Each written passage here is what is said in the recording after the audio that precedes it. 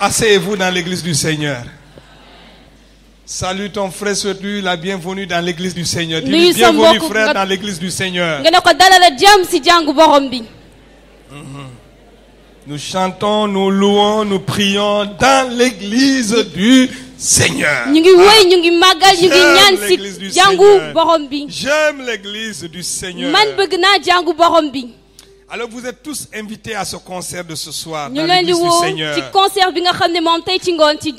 Venez soutenir l'école de dimanche de Bethel, venez soutenir le frère Trésor, venez soutenir les chantres, venez adorer le Seigneur tout court. Venez louer le Seigneur ce soir dans l'église du Seigneur.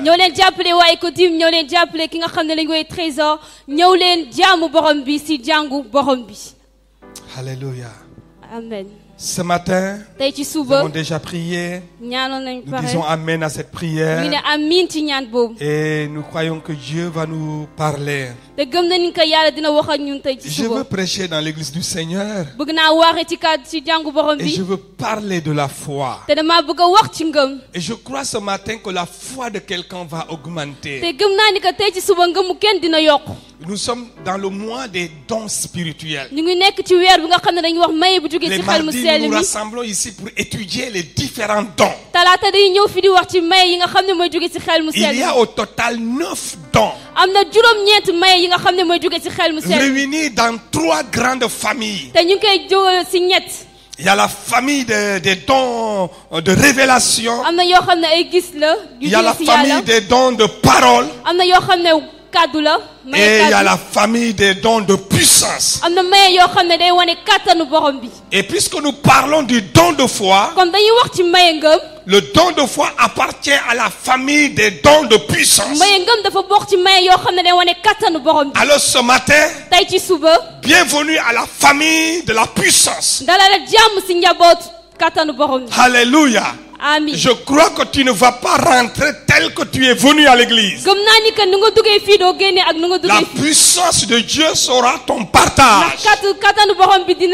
Tu vas intégrer la famille de la puissance de Dieu à travers le don de foi.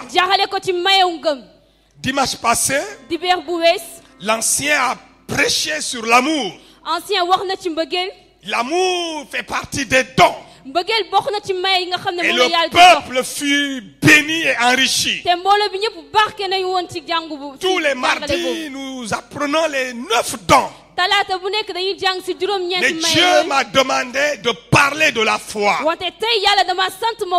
Alors que je priais pour savoir sur quel don je devais prêcher ce matin, j'ai senti d'abord dans mon cœur que j'étais plus à l'aise à parler de la foi. Parce qu'au début de ma conversion, quand j'ai lu 1 Corinthiens chapitre 12, le Saint-Esprit m'a arrêté sur le don de la foi. Ils sont au nombre de 9 comme je l'ai dit. Mais le Saint-Esprit m'a arrêté sur le don de la foi. Et j'ai senti Dieu m'interpeller par rapport à la foi. J'ai senti Dieu me demander de développer ou de demander ou d'aspirer ce don de foi. Pourquoi? Peut-être parce que Dieu déjà dans son omniscience savait que je devais le servir. Et je pense pour toute personne qui veut servir Dieu, il a besoin de foi. Mais pas d'une simple foi. Il a besoin d'une grande foi. Il a besoin de la foi de Dieu. Et ce matin, je voudrais parler de la foi en Dieu à la foi de Dieu. La foi en Dieu, c'est la foi que vous et moi nous avons. C'est la foi sans laquelle on n'allait pas devenir chrétien, on n'allait même pas venir à l'église. Si nous sommes là aujourd'hui, c'est parce que nous avons foi en Dieu. Nous avons donné notre vie au Seigneur. Nous sommes convertis. Nous sommes devenus disciples de Jésus. Ça, c'est la foi en Dieu. Mais il y a quelque chose que Paul, il nous promet. Il l'a mis dans la liste des choses que Dieu donne à l'église. Pour le perfectionnement de l'église. Pour l'équipement de l'église. Mais aussi pour l'équipement du chrétien. Pour outiller les enfants de Dieu. Pour armer les enfants de Dieu. Et les amener à faire sur la terre. Avant que Jésus ne revienne. Ou avant que la mort n'arrive. Dieu veut que ses enfants fassent ce que lui il faisait. À travers son fils Jésus. Et nous ne pouvons jamais le faire. De manière à manifester la gloire de Dieu.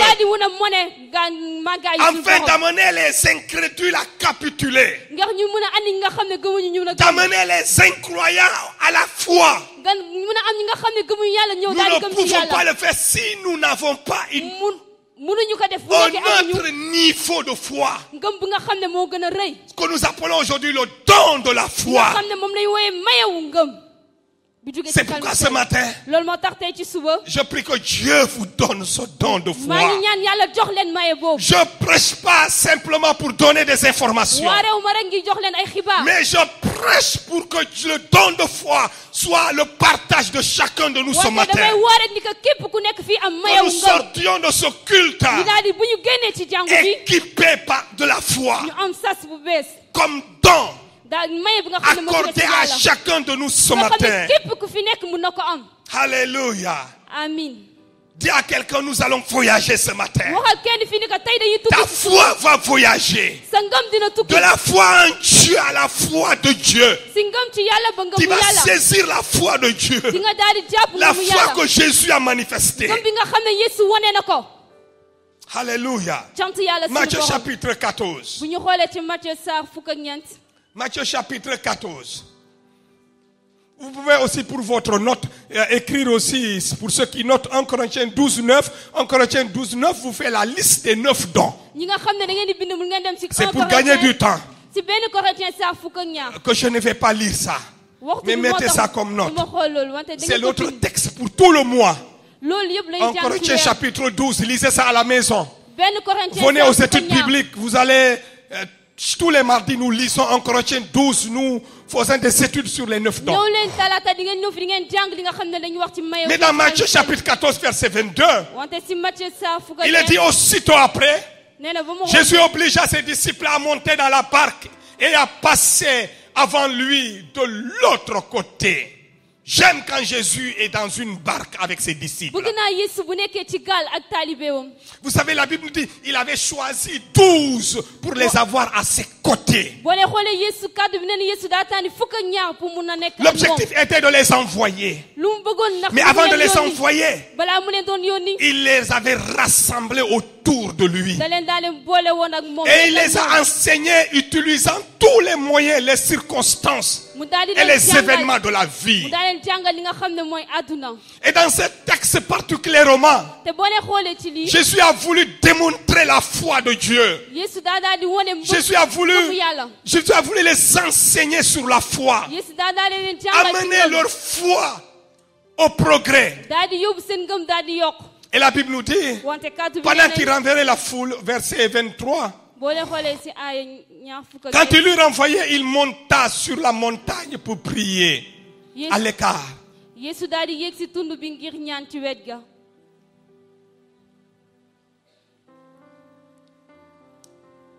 Oui, et ensuite,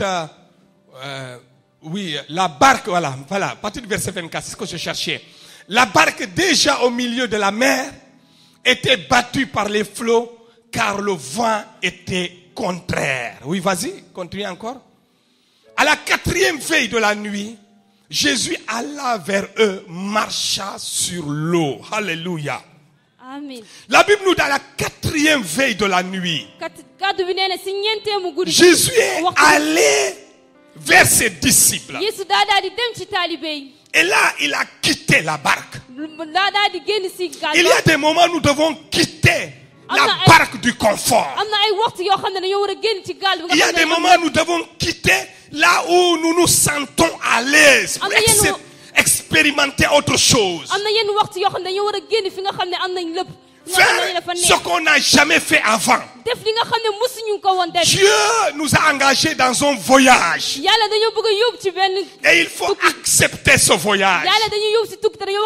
Beaucoup d'entre nous, nous croyons au Seigneur. Et nous pensons que nous avons la foi.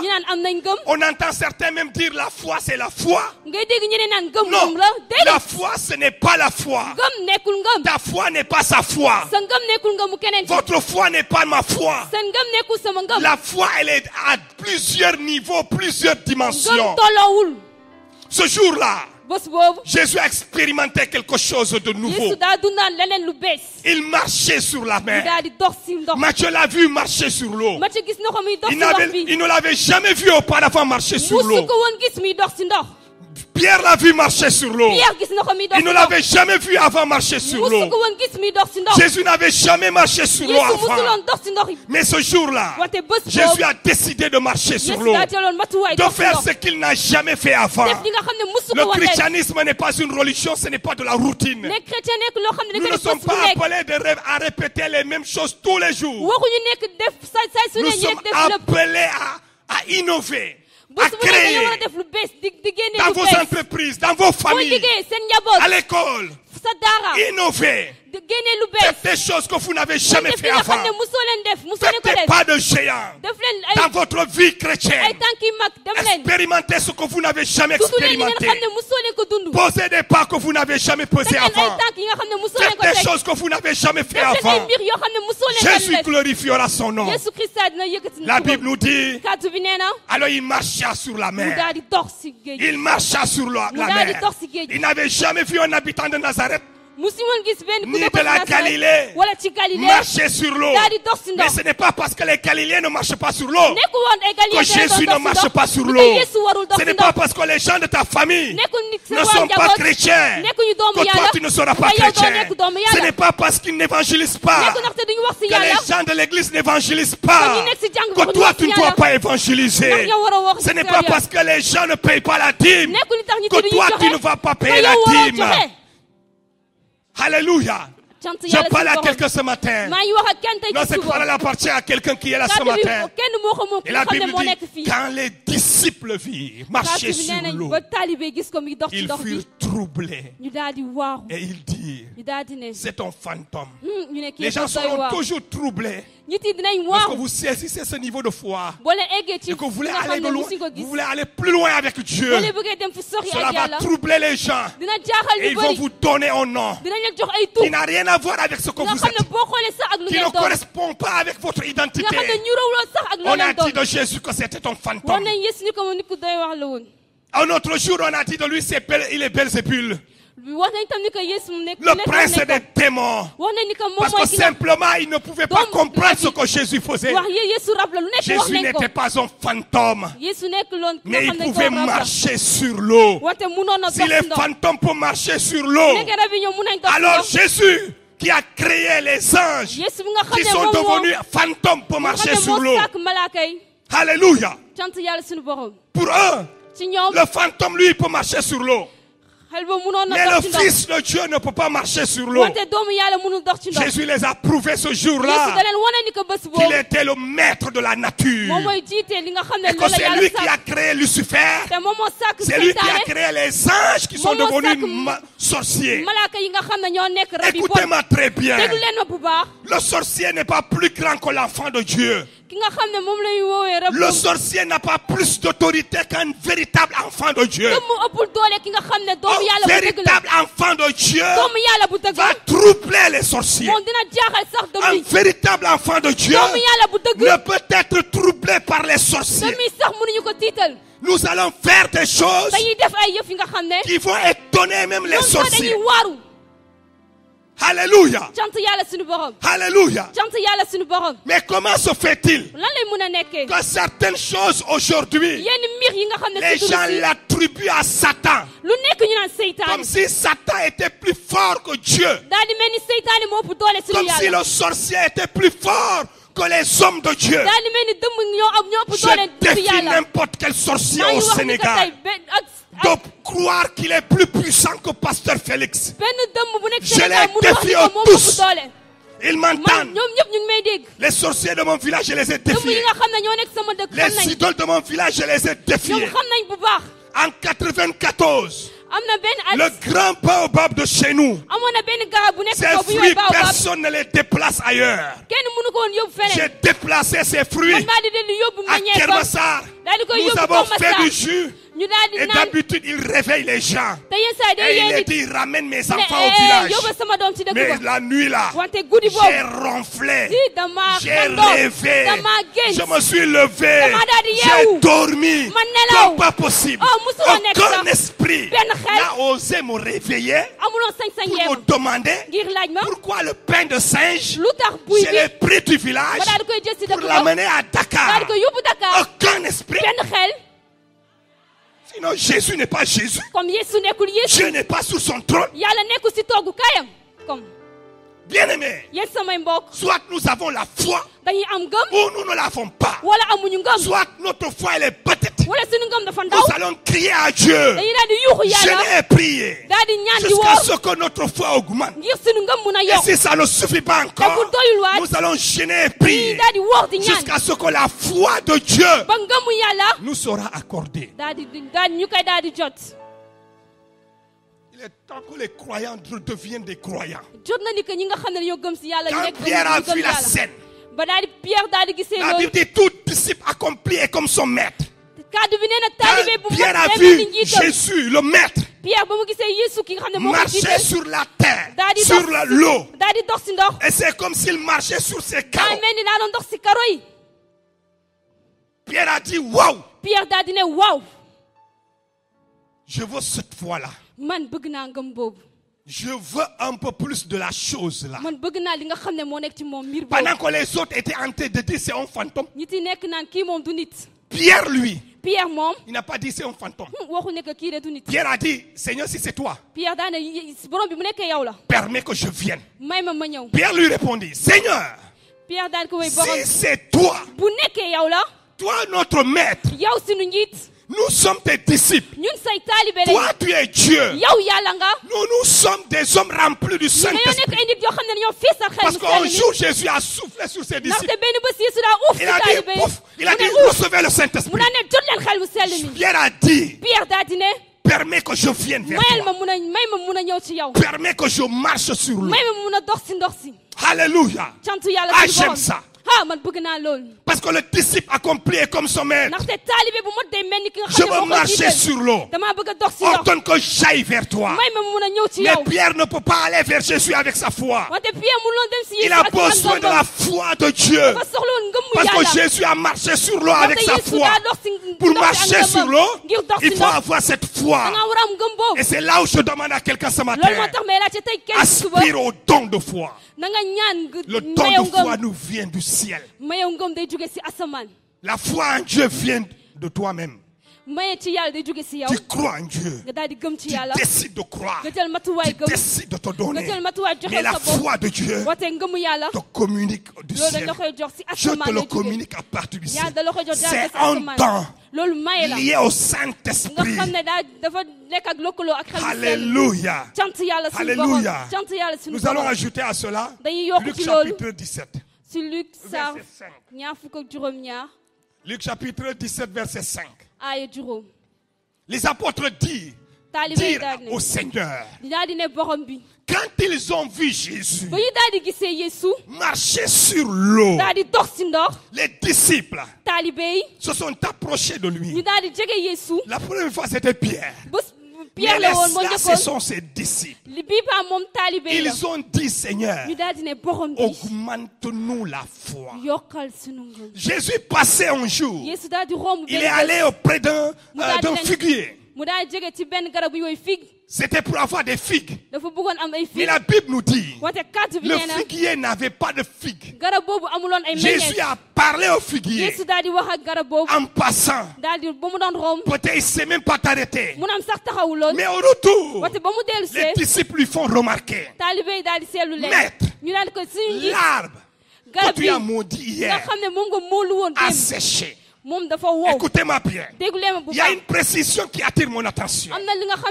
Les disciples ont ajouté ceci. Maître, non seulement l'arbre a séché, mais la façon dont l'arbre a séché nous étonne. Bien-aimés, le temps est arrivé pour nous détonner le monde. Le temps est arrivé pour nous détonner nos familles. Si tu te dis chrétien, tu n'étonnes pas les gens de ta famille. Tu n'étonnes pas tes camarades de classe. Tes professeurs ne sont pas détonnés de tes notes.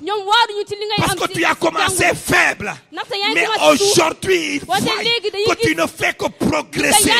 Tu bouscules tout le monde pour te positionner en classe lors des débats.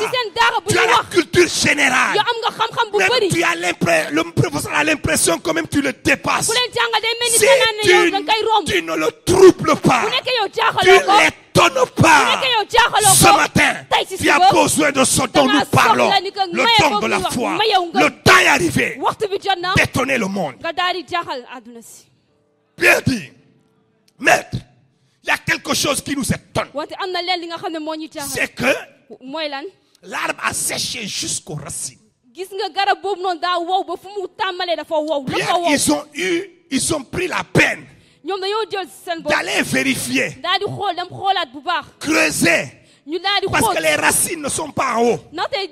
Les racines sont dans la terre. Ils ont vu que les feuilles ont séché. Les branches ont séché. Ils ont vérifié le tronc. Mais ça, cet exercice était facile. Ils avaient des couteaux. Ils ont vérifié. Tout le tronc avait séché. Ils sont allés creuser. Creuser la terre. Trouver les racines. Vérifier les racines. Ils ont trouvé que les racines de l'arbre avaient séché. Celle-ci dit, il n'y avait plus de possibilité pour cet arbre de repousser encore. Je suis venu dire à quelqu'un, je ne sais pas quel est ton obstacle dans la vie. Quels sont tes problèmes? Quelle est cette maladie même que tes médecins ont de la difficulté à trouver et à soigner? Mais je suis venu te dire qu'un jour, Jésus de Nazareth, celui qui est avec nous dans la barque, dans l'église, celui qui est notre modèle, notre Seigneur, notre Sauveur, lui quand il dit un mot, un seul mot, la maladie va sécher jusqu'à la racine. Il n'est pas comme les comment dire encore, les devins, les charlatans, non, les marabouts. Tu es malade, tu vas voir au marabout, au charlatan. Il enlève la maladie de la tête. Il déplace ça à la main. Il enlève du ventre. Il déplace ça sur le dos. Il enlève ça du dos. Il déplace ça au niveau des pieds. Et chaque jour, il te demande de l'argent. Beaucoup d'argent. Des sacrifices. Jésus ne le fait pas. Jésus parle à ta situation. Il parle à la maladie. La maladie ne revient plus jamais. Il ne déplace pas les situations. Jésus règle les situations. Il n'a pas déplacé la cécité de Bartimée. Bartimée avait un seul problème. Les yeux. Seigneur, le Seigneur lui dit, que veux-tu que je fasse pour toi? Il dit, j'ai un seul problème. Comme tu peux le constater, ma langue n'est pas liée. J'ai pas un problème de langue. J'ai pas un problème de parole. Parce que j'ai été crié Jésus, fils de David. Et tu m'as entendu. Mon problème se situe au niveau des yeux. Jésus l'a dit, regarde. Et quand il a ouvert les yeux, il a vu. Jésus a réglé son problème. Jésus ne déplace pas les problèmes. Jésus règle les problèmes. Je suis venu dire à quelqu'un, augmente ta foi en Jésus. Parce que c'est lui qui règle les problèmes. Et il ne les déplace pas. La Bible nous dit, l'arbre a séché jusqu'aux racines. Et il est temps que toute chose, tout obstacle, alors dans ta vie, sèche jusqu'aux racines, avec impossibilité de revenir au nom de Jésus. Je le déclare sur ta vie. Si tu crois, dis Amen. Et tu vois le Christ en action maintenant.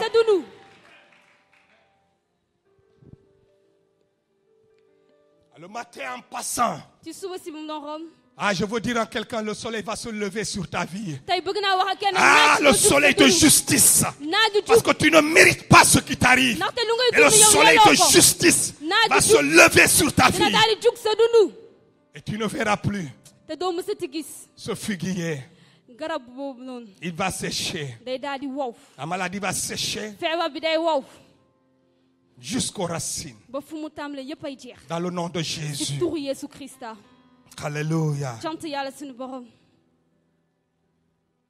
Après les apôtres dirent au Seigneur, quand ils ont vu tout ça, ils ont dit, Maître, augmente-nous la foi. Ils se sont prosternés devant lui. J'aime l'humilité de ces hommes.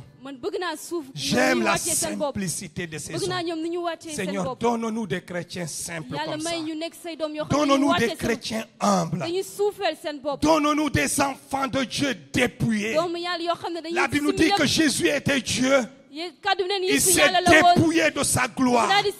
Il est venu comme un simple homme, mais puissant en parole et en œuvre. Et ses disciples, alors ils ont dit, augmente-nous la foi. Bien-aimés frères et sœurs, souvent nous sommes dans l'église. Nous voyons un frère et une sœur très zélés. David avait dit, le zèle de ta maison me dévore. Le zèle n'est pas mauvais.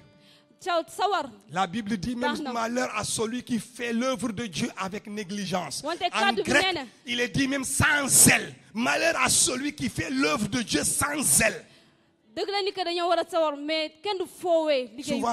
Souvent nous parlons mal aux frères et aux sœurs. Nous disons, il est trop zélé. Comme si le zèle était mauvais. Corrige ça ce matin au nom de Jésus. Le zèle n'est pas mauvais. Le zèle est bon. Le zèle vient de Dieu. Soyez zélés pour Dieu. Si quelqu'un vous dit, tu es trop zélé, dis merci parce que tu es en train de me célébrer. Tu es en train de me célébrer. Alléluia.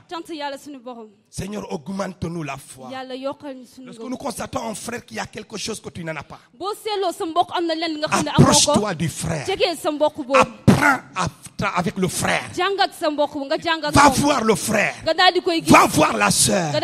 Tu dis, sœur, je reconnais que tu as quelque chose que je n'ai pas. Tu es arrivé à un niveau, je ne suis pas encore arrivé.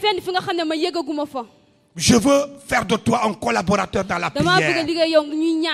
Est-ce qu'on peut faire un programme de prière ensemble? Prie avec le frère. Ne le critique pas. Va prier avec le frère. Le fer aiguise le fer.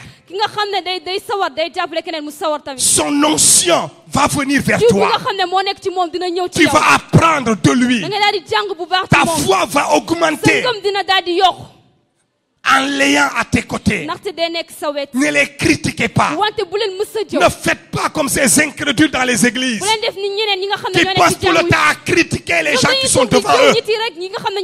Et ça c'est africain, c'est de la sorcellerie. Lorsque quelqu'un a quelque chose que tu n'as pas, approche-toi de lui. Demande-lui de partager avec toi. Demande-lui de communiquer la chose. Et tu l'auras. Le fer aiguise le fer. Les disciples sont allés simplement vers Jésus. Ils lui ont dit, Maître, nous reconnaissons que nous ne sommes pas encore arrivés là. Mais peux-tu nous augmenter la foi? Alléluia. Augmente-nous la foi. J'ai envie de dire au Seigneur ce matin, augmente-nous la foi aussi. Augmente-nous la foi. Mais plus qu'augmenter sur cette foi en Dieu, donne-nous la foi de Dieu. La foi, nous devons la redonner sa place dans l'église aujourd'hui. Nous devons la redonner sa place dans nos cœurs, dans nos vies. La foi, la foi, la foi, la foi. La foi Et ce que Dieu a donné à l'homme comme moyen de communication avec lui. La foi est le seul moyen que nous disposons pour amener toutes les promesses de Dieu à la matérialisation. Dieu nous a fait des milliers de promesses. Et ces promesses ne peuvent s'accomplir dans notre vie que si nous croyons. Un jour, les disciples ont posé la question au Seigneur. Pourquoi ces démons, nous n'avons pas pu le chasser? Pourquoi n'avons-nous pas pu chasser ce démon? Et Jésus le dit, c'est à cause de votre incrédulité. En d'autres termes, à cause de votre manque de foi. Si on n'a pas la foi, on ne peut pas chasser les démons. On ne peut pas guérir les malades. On ne peut pas prêcher l'évangile. Dis à ton voisin, cherche le don de la foi. Ou prépare-toi à recevoir le don de la foi. Il vient sur toi pour une mission maintenant. Les promesses de Dieu, il est temps que les promesses de Dieu s'accomplissent dans notre vie. Face à certaines réalités, situations de notre vie, nous pleurons beaucoup. Nous ne devons pas pleurer. Arrête de pleurer. Dieu ne nous a pas demandé de pleurer. Dieu nous a demandé d'exercer notre foi. Nous gémissions. Dieu dit, les larmes ne fonctionnent pas. Les cris ne marcheront pas. Face à certaines situations, même l'argent ne fonctionnera pas. Même l'argent ne marchera pas. Je connais des gens qui ont beaucoup d'argent. Ils sont malades. L'argent ne peut pas les guérir. Ils peuvent aller voir les plus grands médecins au monde. L'argent ne peut pas les guérir. Si l'argent pouvait résoudre tous les problèmes, vous faites poigner, n'allez pas mourir. Alors aujourd'hui nous chantons. Allez-y voir. À Yamoussoukro. Hein? Et après on dit quoi? C'est ici qu'on repose son âme. Si c'était l'argent seulement. J'ai visité la basilique de Yamoussoukro. La basilique qu'il a construite, c'était avec des milliards. J'ai visité ça. Je crois que cette basilique est classée 2e ou 3e au monde. 2e, merci. 2e au monde. Si c'était une affaire d'argent, cet homme n'allait pas mourir. Si l'argent pouvait ressusciter quelqu'un, il y a longtemps on allait le ressusciter. Alléluia. Mais l'argent ne fonctionne pas. Vous savez, il y a une seule chose qui fonctionne. C'est la foi. La foi peut te maintenir en vie. Là où ta vie a été calculée, les démons, les sorciers ont déjà fixé un jour. Mais à cause de la foi exercée, Dieu annule ce décret. Le roi Ézéchias l'a fait. On est venu lui dire tu vas mourir. Il a fait appel à la foi. Il a dit non. Et Dieu l'a ajouté 15 ans. Seule la foi peut le faire. L'argent ne peut pas le faire. Quand il a annoncé sa mort, s'il avait fait comme nous chrétiens nous faisons aujourd'hui, en train de pleurer et de critiquer Dieu, pourquoi Dieu va permettre ça? Pourquoi cela va m'arriver? Oh, qui va prier pour moi? Non, il n'a pas demandé qui que ce soit de venir le soutenir. C'est pourquoi toi-même, il faut rechercher le don de la foi. Parce que il y aura des moments, le pasteur Félix même ne sera pas là. Le groupe d'intercession ne sera pas disponible. Les choses vont arriver de manière tellement rapide que ça va nécessiter une décision rapide pour t'en sortir. Le roi n'a pas fait appel au prophète. Il n'a pas fait appel au roi. Il n'a pas fait appel à qui que ce soit, un intercesseur. Venez m'aider à prier. Non, il a pris son destin en main. Il a dit je ne mourrai pas. Et il n'est pas mort. Le roi David, il a dit je ne mourrai pas. Je vivrai et je raconterai les bienfaits de l'Éternel. Et il n'est pas mort. Alléluia. La foi vous donne de l'indépendance. Il est temps que tu sois un chrétien indépendant. Indépendant dans son sens, hein, écoutez-moi très bien. Dans le sens qu'il y a des situations qui arrivent, tu dois les confronter tout seul. Tu dois te lever simplement en te basant sur la foi que tu as en Dieu pour dire cela n'aura pas lieu. Je change le décret. Je change la situation. L'homme de foi change les circonstances et les temps. Alléluia. Alléluia. C'est pourquoi arrêtez les inquiétudes. Arrêtez les critiques. Arrêtez les murmures. Arrêtez les débats inutiles dans les réseaux sociaux. Cherchez la foi. Vous triompherez dans ce monde-là. Oui, la foi en Dieu. C'est la foi qui sauve. Et il a des caractéristiques. La foi a des degrés, des dimensions. Parce que beaucoup pensent que la foi c'est la foi. Mais non, la foi a des dimensions, la foi a des degrés. S'il n'y avait pas de degrés, les disciples n'allaient pas dire à Jésus, augmente-nous la foi.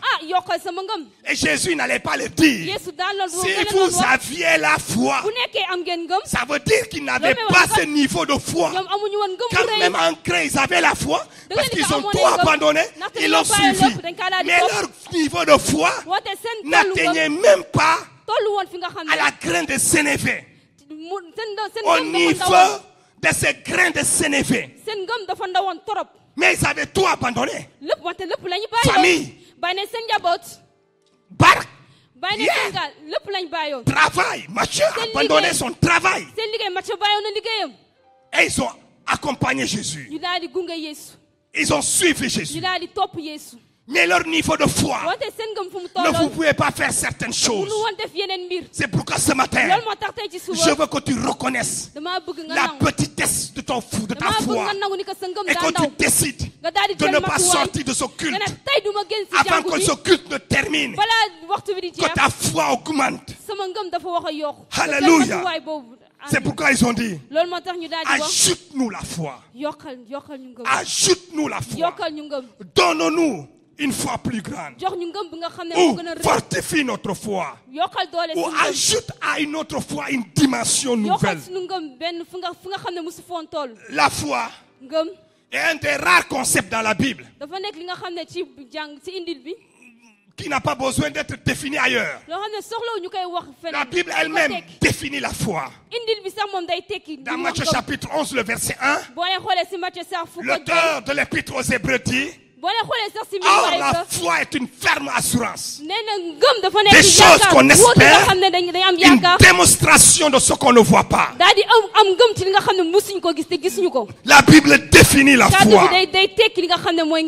Toi, la vraie foi plaît à Dieu et ça honore Dieu. Si tu as la foi, tu vas honorer Dieu. La foi, elle est active. Elle pousse à l'action. Prenez quelqu'un comme Abraham.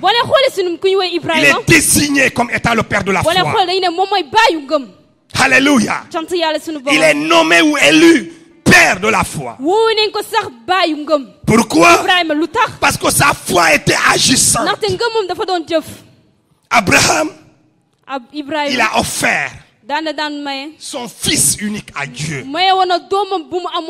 Quand Abraham a eu la foi, il a fait ce que personne avant lui n'a fait. Il a donné son fils unique à Dieu. La foi donne.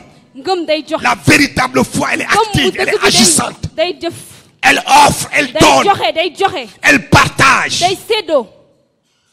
Elle partage tout ce qu'elle a de meilleur.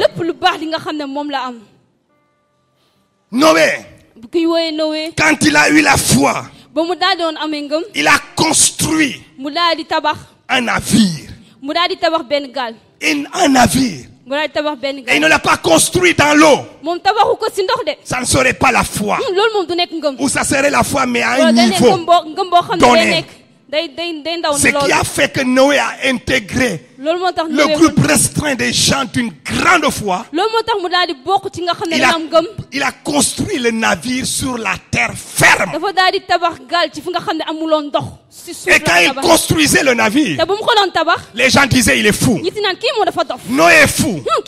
Noé est malade. Il faut l'amener à Fan. Il faut l'amener à Dalalkhel. Il a des problèmes. Noé dit que Dieu va détruire ce monde. Venez écouter un malade mental. Je veux dire à quelqu'un ce matin, tu arrives à ce niveau de foi, les gens vont dire que tu es fou. Ils vont dire que tu es un malade mental. Quelqu'un m'a dit un jour, à la fin, quand il a accepté le Seigneur, eh bien, le mois qui a suivi, quand il a perçu son salaire, il a enlevé sa dîme. Et sa femme n'était pas encore chrétienne. Donc comprenez bien. Il a mis dans une enveloppe et il a mis dîme. Madame n'a pas compris, a dit à monsieur, c'est qui dîme?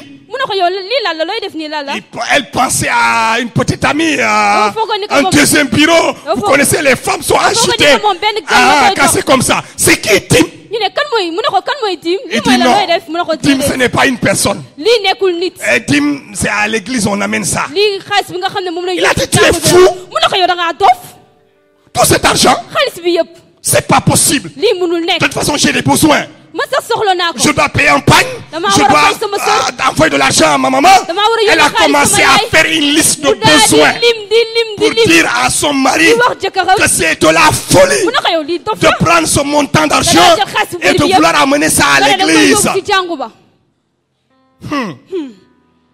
Son mari n'était pas fou. Et cette même femme, quand elle a compris, quand elle a finalement, par la suite, quand elle a donné sa vie au Seigneur, et qu'elle est venue eh bien, amener même prémisse. Je lui ai rappelé cette histoire.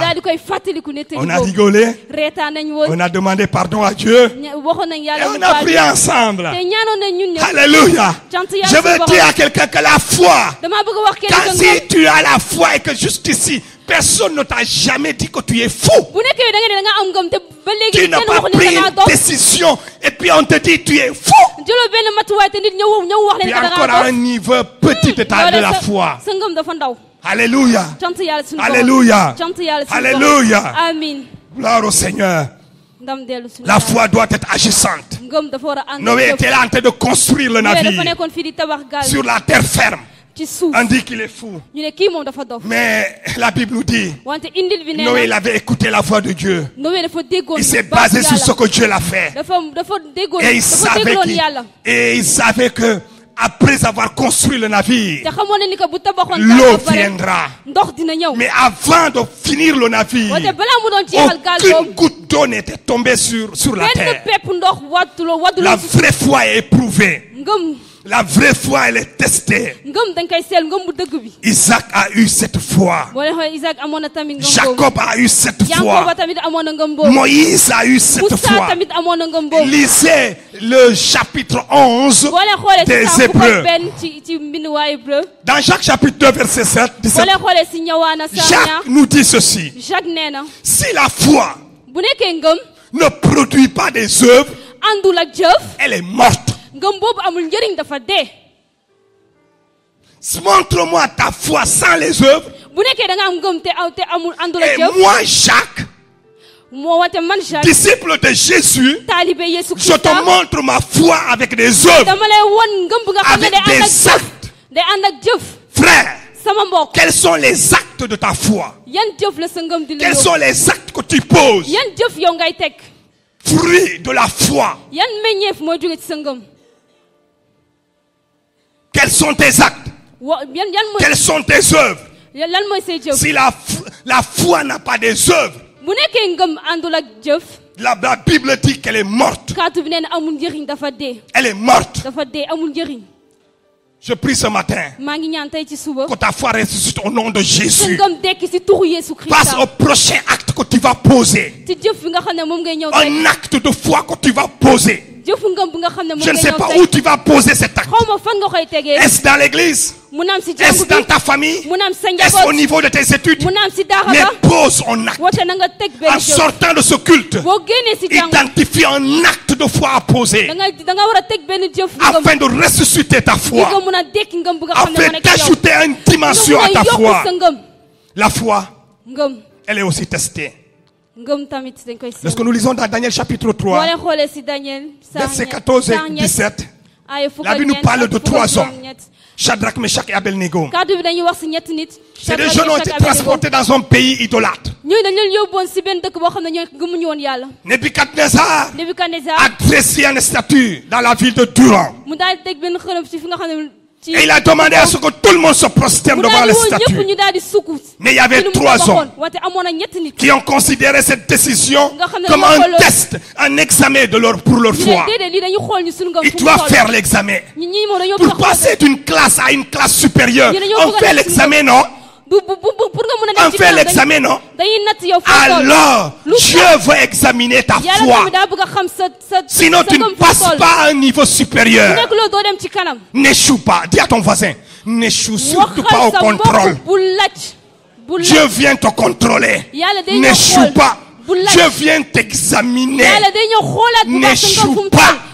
Réussis au test. Dieu est venu les tester avec la décision de ce roi païen de se prosterner devant les statues, devant l'idole qu'il a dressée.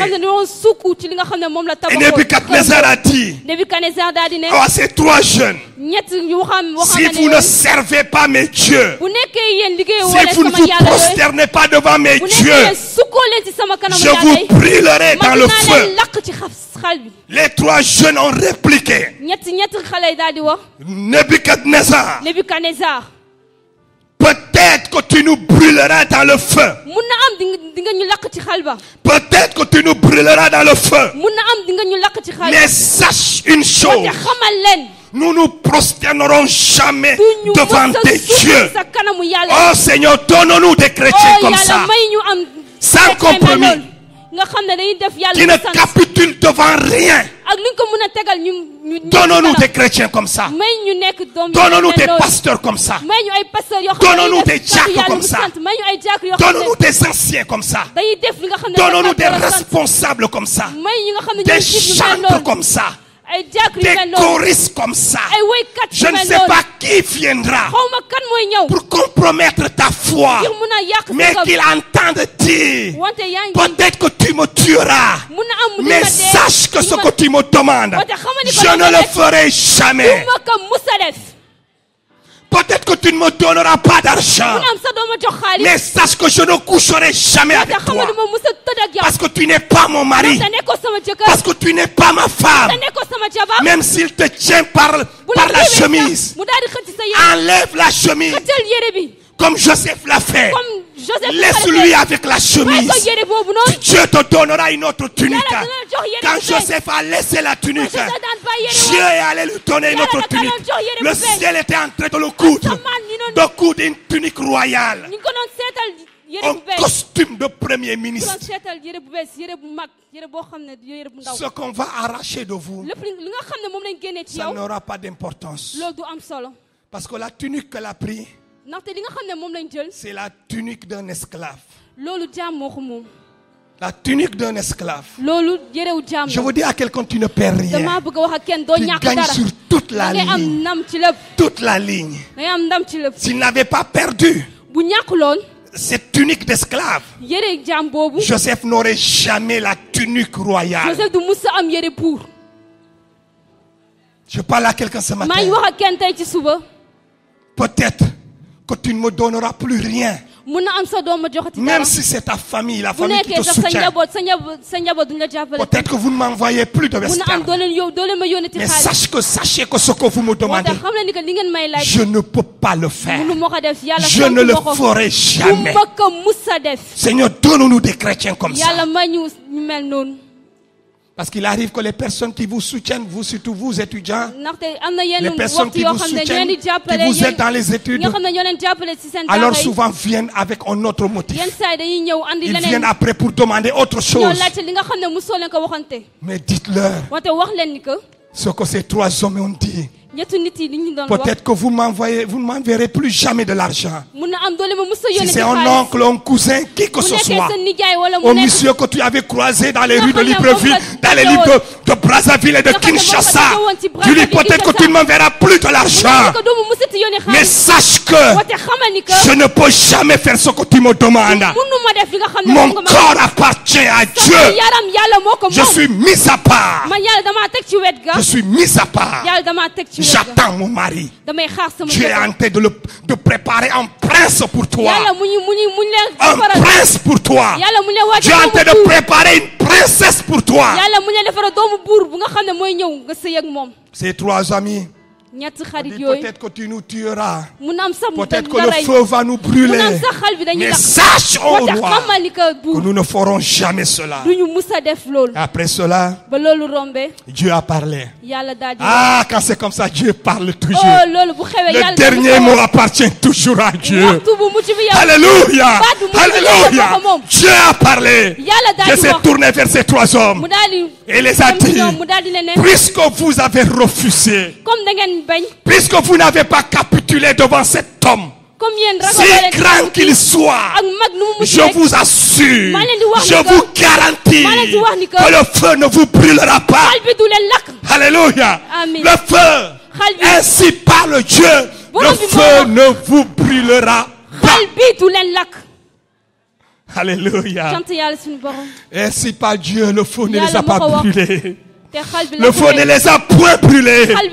Oh, je suis venu dire à quelqu'un, le feu ne te brûlera pas non plus. La fournaise a été préparée.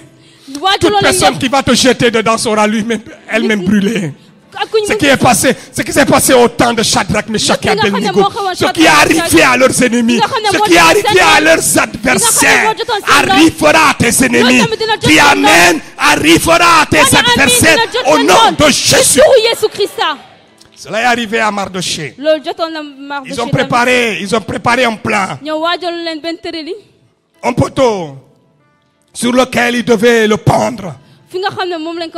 Haman.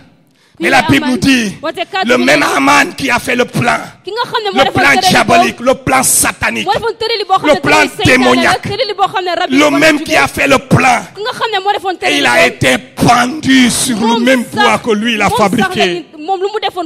La Bible dit, tes ennemis creuseront une fosse pour toi, mais ce sont eux qui tomberont dedans. Alléluia. Alléluia. Ils tomberont dedans.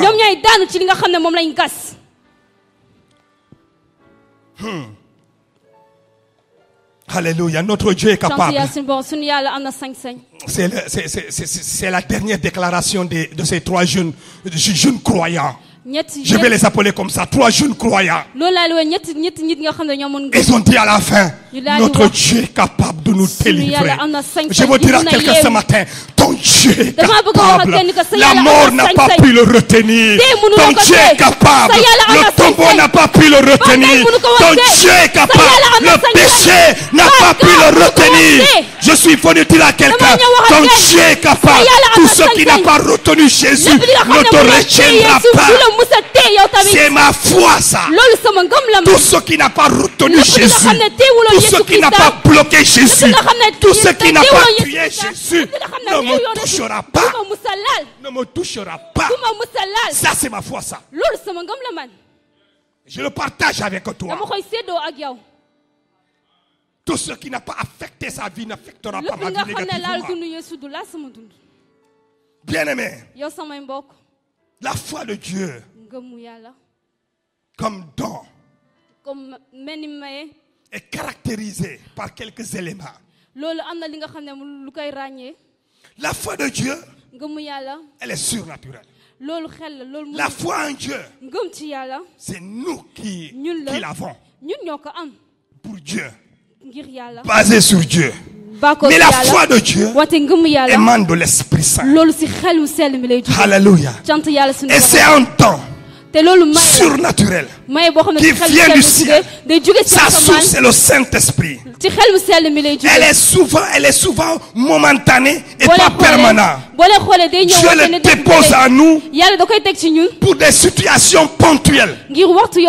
Comme les 3 amis de David qui faisaient face à un défi. Dieu dépose ce don de foi en eux pour qu'ils relèvent le défi.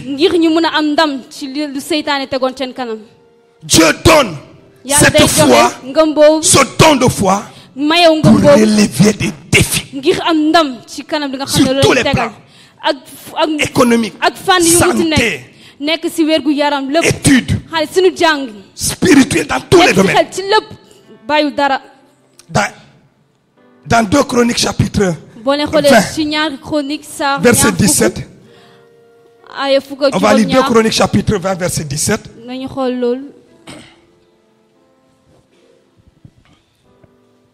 Oui, 2 Chroniques chapitre 20 verset 17. Vous n'aurez point à combattre. Non, là en ce moment l'effort ne vient pas de nous. Vous n'aurez point à combattre en cette affaire. Dans cette affaire, vous n'aurez point à combattre. Je dis à Israël, présentez-vous seulement. Tenez-vous là. Et vous verrez la délivrance que l'Éternel vous accordera. Juda et Jérusalem. Ne craignez point et ne vous effrayez point. Demain, sortez à leur rencontre et l'Éternel sera avec vous. Est-ce que je parle à quelqu'un ce matin? Cette parole est pour toi. Il y a des moments où tu vas te présenter seulement. Toi-même tu sauras que c'est Dieu qui a fait le combat. Toi-même tu sauras que Dieu a tout réglé avant que tu ne viennes.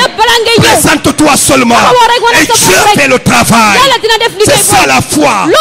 Comme don. Présente-toi seulement. Dieu a dit à Moïse dans Exode chapitre 14, lève ta verre seulement. Lève ta verre seulement. Étends ta main.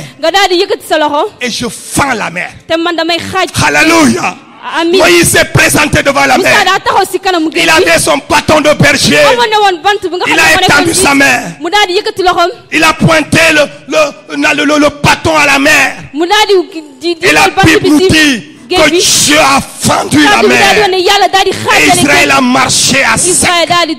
Ne vous effrayez pas. Que rien ne vous effraie. L'ennemi de la foi, c'est le doute. L'ennemi de la foi, c'est aussi la peur. La foi n'aime pas la peur.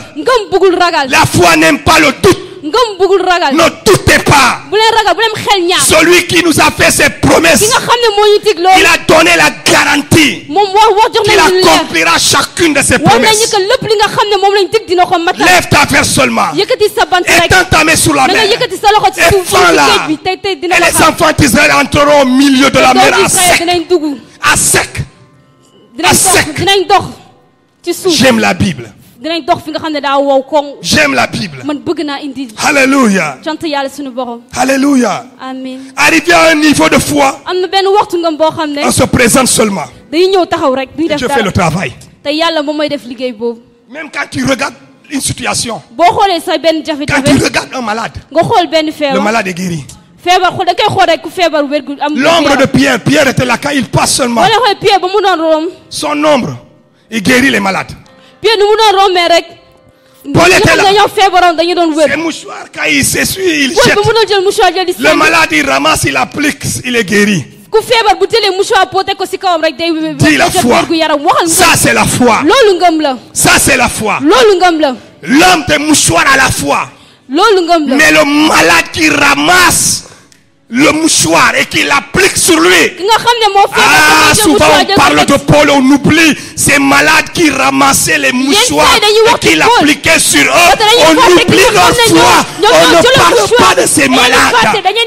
Mais quelle foi, quel niveau de foi. Souvent on oublie la foi de ces malades qui venaient et se disaient on regardait le soleil. Pierre va passer par là. On va regarder le soleil viendra par où. Quand il va passer, son ombre sera à la gauche ou à la droite. A dû conclure que c'est vers la gauche. Ils vont se mettre vers la gauche. Parce que comme ça, l'ombre de Pierre va le toucher. Il ne peut pas atteindre Pierre. Il ne peut pas avoir un rendez-vous avec Pierre. Pierre est hyper occupé. Tout le monde veut rencontrer Pierre. Mais eux, leur foi les amène à se mettre, à se positionner. Ton problème, c'est la position. Je veux dire à quelqu'un, change de position. Change de position. Et le miracle arrive jusqu'à toi. Change de position. Ils ont changé de position. Le miracle est arrivé jusqu'à eux. Et souvent, on ne parle pas de leur foi. Mais ce matin, Dieu m'a dit de leur donner du crédit. Alléluia. La foi. La foi fait des déclarations prophétiques. La foi parle autrement. C'est là où nous allons terminer dans 2 Rois chapitre 7. 2 Rois chapitre 7. Il y avait là aussi une histoire. On parle de la foi de ces 4 lépreux qui se sont levés un jour alors qu'Israël était dans la défaite, dans la chasseresse, dans la pauvreté et dans une grande famine. La Bible nous dit 4 lépreux se sont levés pour aller dans le camp des Syriens. Et Dieu a amplifié leur pas. On parle de la marche de la foi. Le temps ne me permet pas de vous développer ce sous-point. La marche de la foi. La marche de la foi. Tu poses un pas. Dieu amplifie le son de ton pas. Des lépreux, des malades, des gens qui marchent et qui parlent difficilement, mais qui ont fait fuir la plus grande armée au monde. Dieu a fait le travail. La Bible dit, ils ont entendu le bruit d'une grande armée. L'armée de Dieu. L'armée de Dieu. L'armée de Dieu. Ils ont entendu un grand bruit. Quand ils sont arrivés, à aucun moment ils ont combattu. Tu ne peux pas tenir une arme. Dieu te connaît, il connaît ton niveau, il connaît ton niveau intellectuel, il connaît tout en toi, il n'ignore rien de toi, il connaît tes limites. Mais dans ce travail, il dit, tu n'auras pas à combattre. Tu vas te présenter. Et les 4 lépreux se sont présentés. Et l'armée syrienne avait fui. Et avait laissé toute la nourriture. Mais il y a une chose. Il y a quelque chose que nous oublions. Ce matin, je veux donner du crédit à ceux-là dans la Bible qui ont fait preuve de beaucoup de foi et dont on ne parle pas beaucoup d'eux. Cette histoire, cette belle histoire des 4 lépreux n'aurait jamais eu lieu s'il n'y avait pas Élisée. Élisée, je veux parler de toi maintenant. La Bible nous dit, Élisée dit, écoutez la parole de Dieu dans un contexte de famine. Le chapitre 6 nous parle d'une famille aiguë où 2 femmes étaient obligées de conclure un contrat parce qu'ils avaient mangé toutes les feuilles, les légumes qui existaient. Ils ont mangé les arbres, peut-être même les écorces des arbres. Ils les ont transformés à attiéké et à couscous. Ils ont tout mangé. Les animaux, ils ont tout mangé. Ils ont croqué les os. Il n'y avait plus rien à manger. 2 femmes ont dit, tout ce qui reste maintenant, c'est de manger les êtres humains. Alors nous avons, toi tu as un enfant, j'ai un enfant. On mange ton enfant aujourd'hui. Et demain, on mange mon enfant. Et quand ils ont mangé son enfant, l'autre a dit mon enfant ne sera pas mangé. Et l'affaire est arrivée jusqu'au roi. Le roi interpelle l'homme de Dieu, le prophète. Le prophète interpelle Dieu. Ah, j'aime ce processus. Il y a des moments où il faut consulter Dieu. Élisée dit, écoutez la parole de l'Éternel. Ainsi parle l'Éternel. Je décrète demain, à cette heure, demain, à la fois parle. Le langage de la foi est prophétique. Le langage de la foi est créateur. Les paroles de la foi sont créatrices. Demain, à la même heure, on aura de la nourriture. Une fleur, une mesure de fleur de farine pour un cycle. Et 2 mesures d'orge pour un cycle à la porte de Samarie. À la porte de Samarie. Demain, je ne vous dis pas après-demain. Je ne vous dis pas le mois prochain. Ni l'année prochaine. Je ne vous parle pas de s'aimer et d'attendre la pluie. Et puis les légumes poussent. Non, ça c'est lent. Fast food spirituel. Johnny. Legi. Tout de suite, maintenant.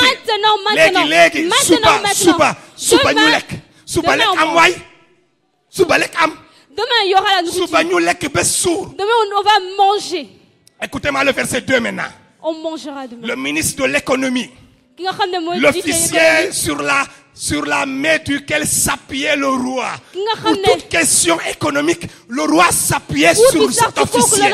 C'était son ministre de l'économie et des finances. Un intellectuel de haut niveau. Il a appris à l'université Cheikh Anta Diop. Après, il est allé à Harvard. Oh, comment dirais-je encore en France là-bas là? J'ai oublié.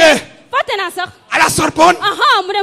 Et bien il dit, quand l'Éternel ferait des fenêtres au ciel, pareille chose n'arrivera pas. Je ne crois pas à ces choses-là. Dans vos églises là, on vous dit n'importe quoi. Vous apprenez n'importe quoi. On vous fait rêver. C'est ce qu'on vous dit, non? C'est comme ça que les incrédules vous disent. Souvent, il arrive que vous les écoutez. Et vous commencez à vous décourager par rapport à l'église. Il dit, même quand il y aurait des fenêtres, pareille chose. Il dit, pareille chose n'arriverait.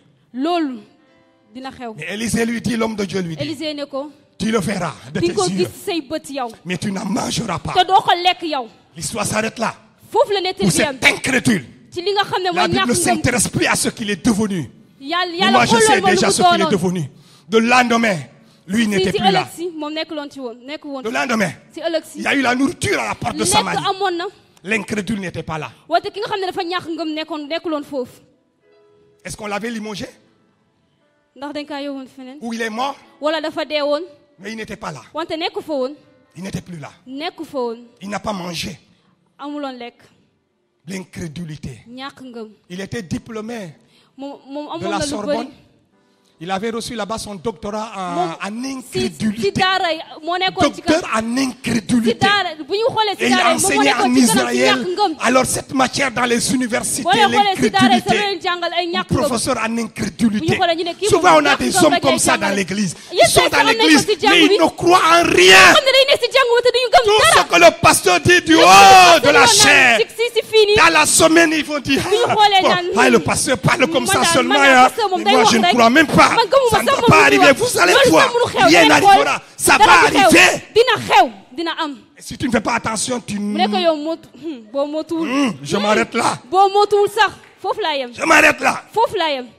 Quand nous avons fait le plan de cette église, même des hommes de Dieu m'ont dit, pasteur, vous ne pouvez pas. Les gens s'attendaient à ce qu'on s'arrête là, au niveau là, et puis on dit, la construction de Bethel s'est terminée.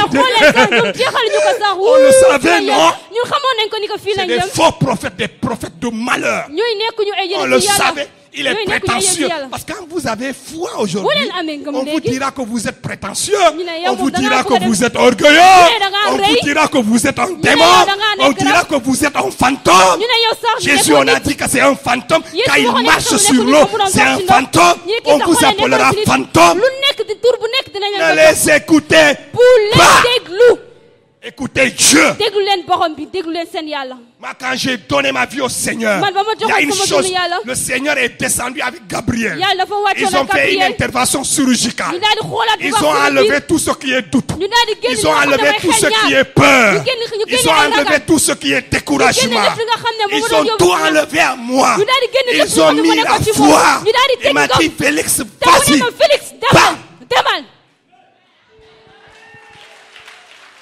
C'est ce que Dieu a fait de moi. Et c'est terminé. Parlez-moi de la foi.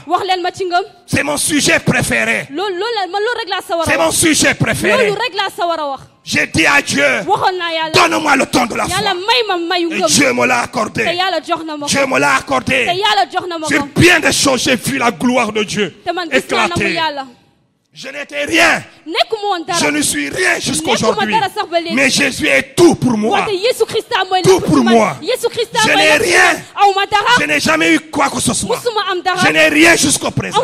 Mais Jésus, mon Jésus à moi, là, le Jésus de Félix.